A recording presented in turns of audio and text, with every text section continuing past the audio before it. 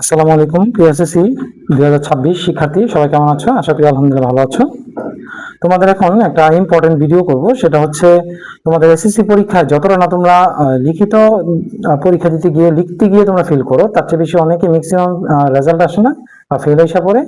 এই ওএমআর পেজটা গুরুত্বপূর্ণ একটা পেজ। পরীক্ষার প্রথম দিন এটা অনেকেই ভুল করে ফেলে তাড়াহুড়া করতে গিয়ে। তো এটা নিয়ে আমি এখন একটা তোমাদের ভিডিও দিব, মনোযোগ দিয়ে ভিডিওটা সম্পূর্ণ দেখবা। এতে করে তোমাদের আগামীকাল ইনশাল্লাহ যে পরীক্ষাটা হবে সে পরীক্ষার মধ্যে তোমরা আশা করি ইনশাল্লাহ ভুল করবে না। তো চলো কথা না বাড়ায় তোমাদের সময় নষ্ট না করে আমরা শুরু করি ভিডিওটা। এট ফার্স্ট আমরা এখানে দেখবো যে কিছু বোর্ড দেওয়া থাকবে আমাদের। তো তোমরা যে বোর্ডে পরীক্ষা দিচ্ছ সেই বোর্ডেরটা তোমরা ফিল আপ করবা। তো তোমরা যেখানে থেকে দেখতেছো, তোমাদের যদি কুমিল্লা বোর্ডে কুমিল্লা ফিল আপ করবা, রাজশাহী হলে রাজশাহী। যেহেতু আমি ঢাকা বোর্ডে, এই জন্য আমি ঢাকা বোর্ডটা ফিল আপ করে তোমাদেরকে দেখাচ্ছি। এই ঢাকা বোর্ডটা এভাবে ঠিক এভাবে তুমি ফিল আপ করে ফেলাইবা। তারপরে আসো তোমার এখানে পরীক্ষা। তোমাদের তো আসলে জেএসসি পরীক্ষা বলতে কিছু নাই, তোমাদের এইচএসসি এবং এসএসসি এবং এইচএসসি থাকবে।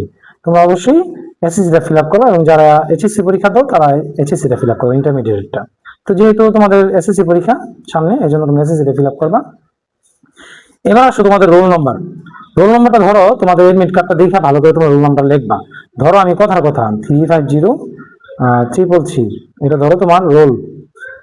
এটা ধরো সাপোজ 1058690015, এটা ধরো তোমাদের রেজিস্ট্রেশন নাম্বার। ঠিক আছে, ফর সে কথার কথা। তোমার একটা বুদ্ধি শিখাই দিই, সেই বুদ্ধিটা হচ্ছে তুমি রোল এবং রেজিস্ট্রেশনটা ভালো করে লিখবা। আমি ভালো করে বলি, তোমরা শোনো।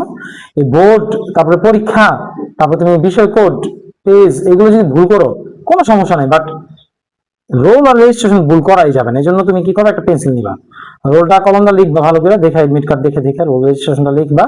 লেখার পরে এই 3-এর বরাবর 3 তুমি কি করবে, একটা ফোঁটা দিবা পেন্সিল দিয়া, বুঝতেছো? তারপর 5-এর বরাবর তুমি 5 কি করবা, এরকম একটা ফোঁটা দিবা। ঠিক একইভাবে তুমি প্রত্যেকটা নাম্বার এরকম ফোঁটা দিবা।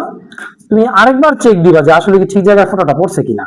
যদি দেখো হ্যাঁ 3-এর জায়গায় তুমি 3 ফোঁটাটাই দিছো, এবার তুমি নিরিবিলি তুমি কি করো, এটাকে ফিল আপ করে দাও। কারণ ভুল করা যাবে না, তুমি ভুলে যদি অন্যটা ফিল আপ করো তাহলে কিন্তু খাতা বাতিল। এবং এরকম যদি হয়েও যায়, অবশ্যই তুমি কোনো কাটাছেড়া করবে না।